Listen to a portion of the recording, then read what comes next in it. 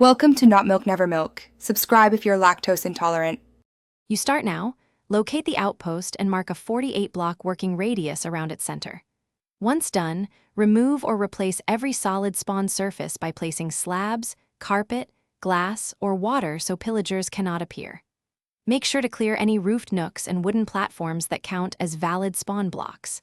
As you work, keep a safe distance or light your path for navigation. This first phase prevents immediate respawns while you prepare more permanent solutions.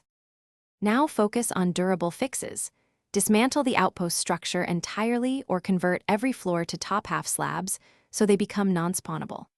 Once complete, surround the area with a continuous 2-block-high perimeter wall to stop wandering pillagers from reaching your zone. You can add water moats or trap channels to funnel survivors into a kill area. Make sure to check and seal caves or overhangs nearby. Any valid surface in range can re-enable spawning. Keep rechecking spawn surfaces. Finish by doing a methodical sweep. Walk the full 48-block radius and look for any remaining solid blocks, half slabs placed incorrectly or tucked in platforms.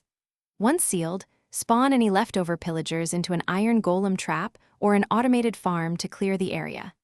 If pillagers still appear, expand your spawn-proofing outward and reseal adjacent structures.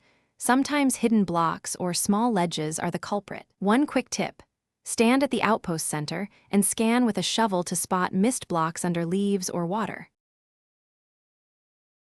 Thanks for watching. If this was helpful, leave a like and consider subscribing. See you next time.